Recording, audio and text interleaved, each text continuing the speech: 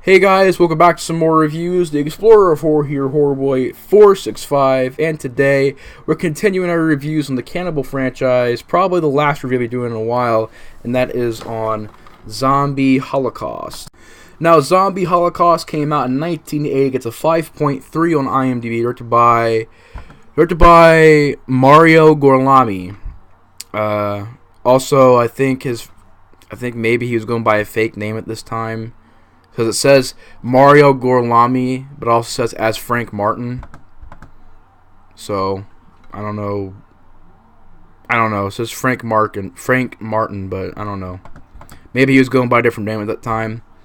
But Zombie Holocaust is known by two names, either Dr. Butcher or Zombie Holocaust. I've always heard of the film being referred to as Zombie Holocaust.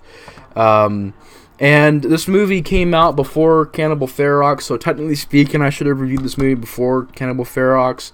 But I reviewed Cannibal Ferox first because really that's the first movie that comes to mind after Cannibal Holocaust. It's not like people go, oh, Cannibal Holocaust, then Zombie Holocaust, then Cannibal Ferox. No, it's always like Cannibal Holocaust, Cannibal Ferox, and then people talk about the other ones like Cannibal Apocalypse, Zombie Holocaust, and so on and so forth.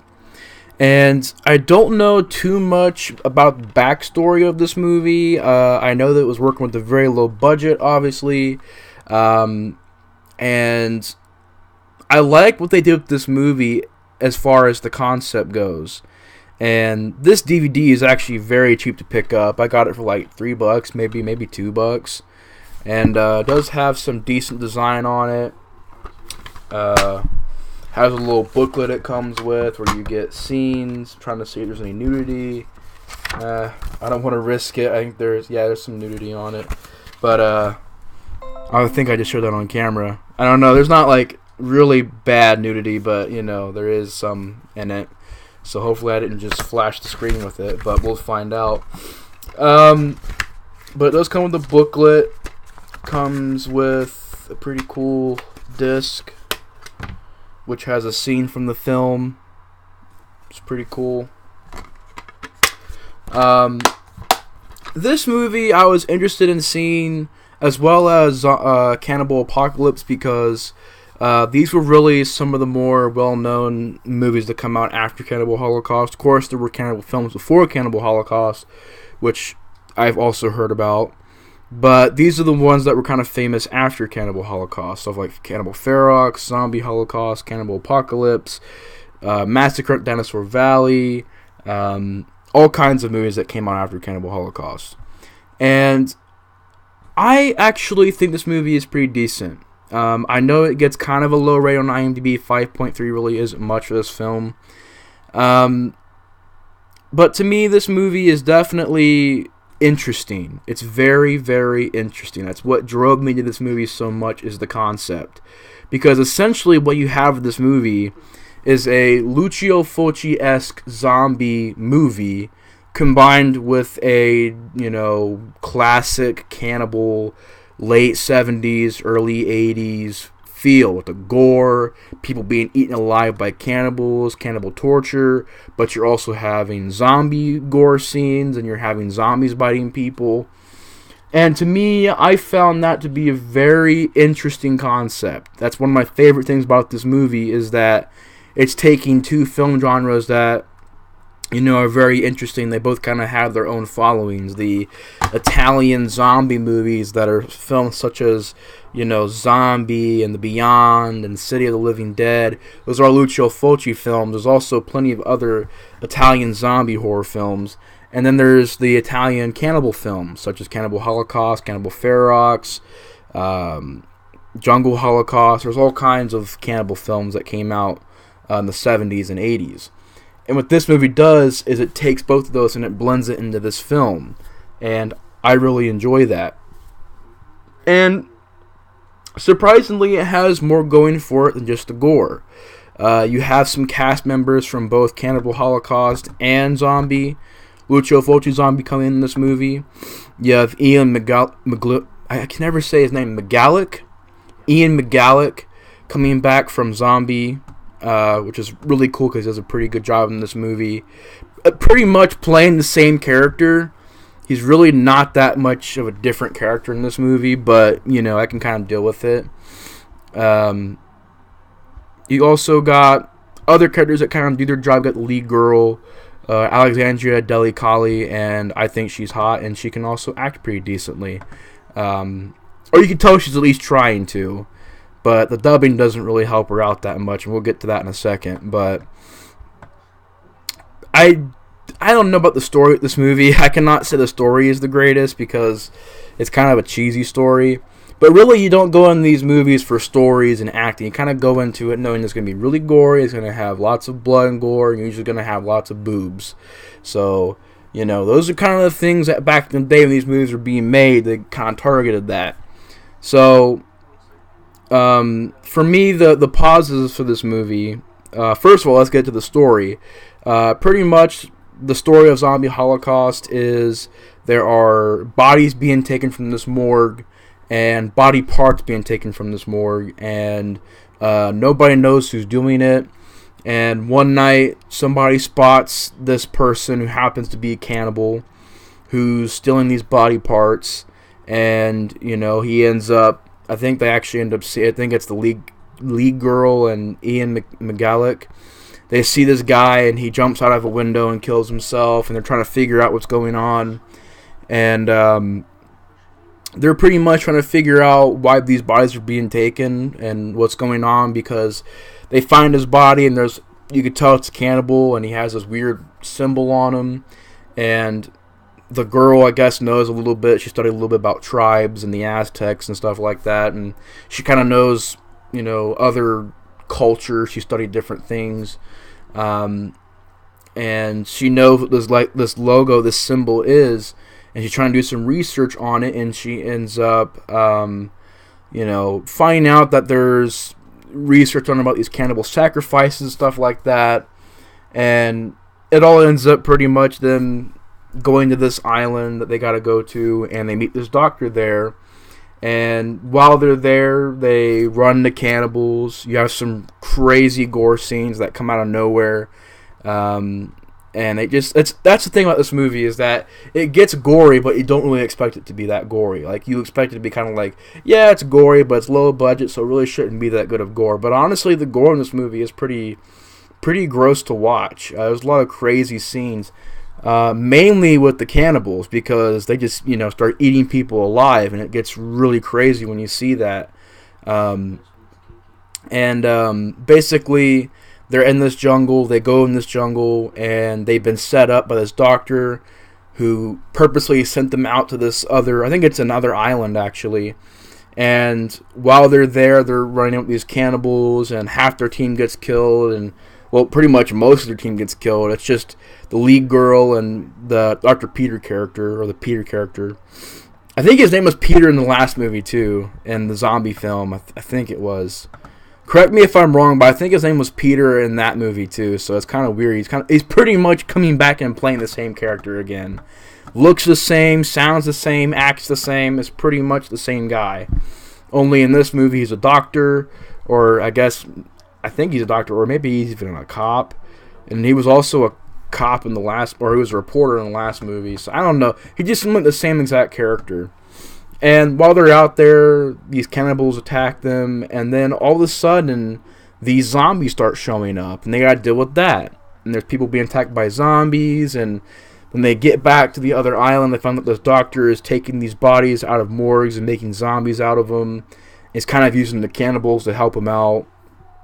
And while the lead girl is getting ready to get sacrificed at this cannibal tribe, the lead guy, Peter, is about to get killed by this doctor, and pretty much the rest of the movie is he escapes the doctor, and the cannibals turn on him. They pretty much eat him alive, and he saves the girl from this sacrifice. You see some pretty good nudity in that scene, I'll be honest. She's beautiful, really freaking beautiful.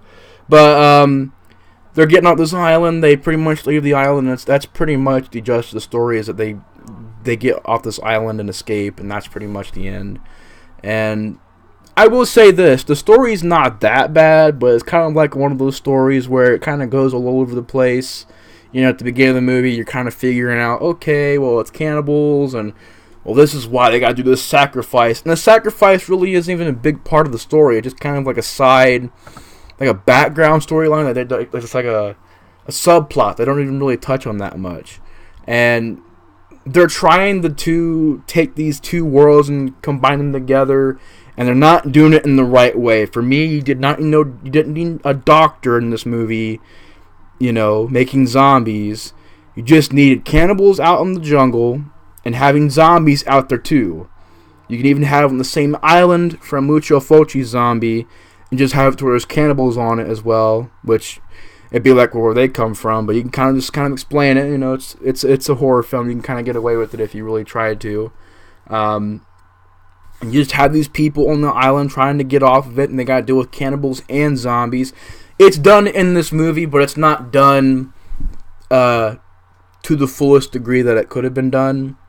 There's only a few segments where you really get that idea that they're being chased by cannibals and zombies.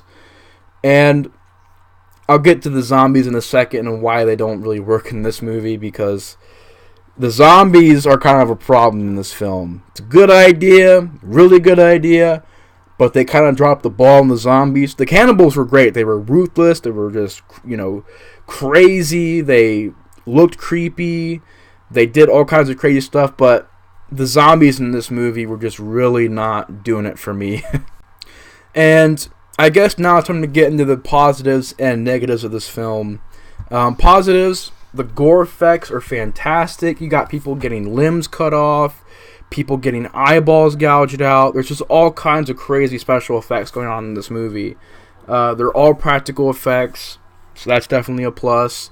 Lots of nudity in this film. Lots of nudity. I like the jungle setting. Could have been used a little bit better, but I liked it. It was practical. It was actually there. It was on location. And if it was a set, it looked really great.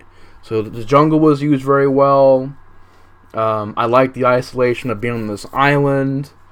The two leads are, I guess, they're pretty much cardboard leads. They don't really have any emotion. They don't really have any chemistry.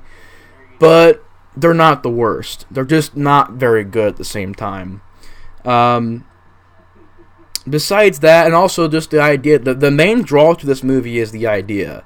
If you want to see a movie that has a Lucio Fulci zombie feel with the zombies and also have cannibals in it, check out this movie, because it's definitely pretty cool to see that. But there's really not much more else to watch this movie for other than gore, boobs, and zombies and cannibals. That's pretty much all that's in this movie. Because for me, the storyline goes all over the place. Hard to follow it. It's very sleazy. It just doesn't work for me. They could have made it so much more better. I just did not like the idea of having this doctor guy and making these zombies. I didn't like that. For me, the zombies are more annoying than they are scary. Like in Lucio Fulci's zombie, those zombies were very realistic. They looked like they were really real dead bodies walking around. They were scary. They were creepy.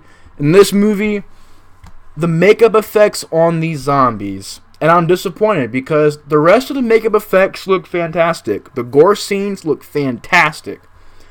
But when you get to these zombies, you get to shit like this. And I say shit because it's what I see when I see these makeup effects. Because, for me, no disrespect, but you could have done way, way, way better zombies than what is in this film.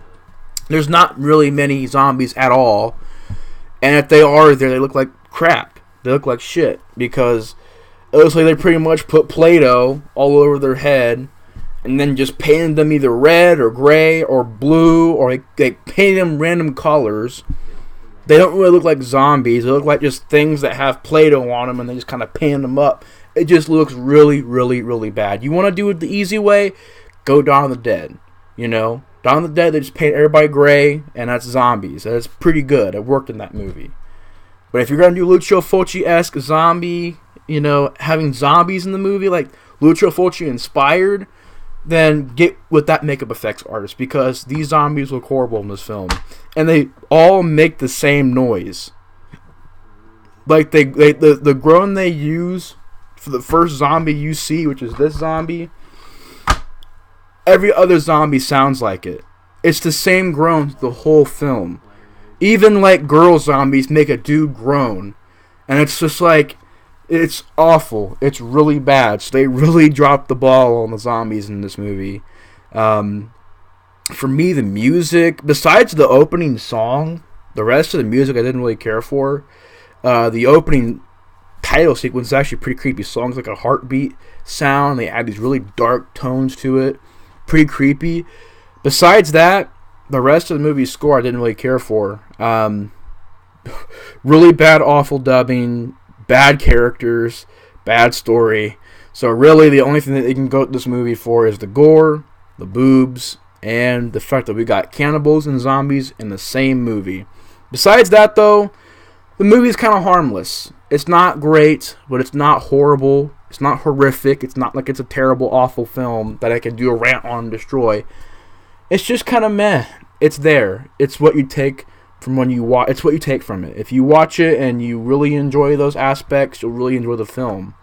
But if you're wanting a movie with more substance, you're wanting a movie with more story and character building, you're not really going to get that. But if you're into it for the gore, nudity, and cannibals and zombie mayhem, that's there. So that's got you covered. But anyways, guys, that's pretty much my thoughts on Zombie Holocaust. Hope you guys enjoyed my review. And I'll see you guys later. Explorer 4 is out. Bye.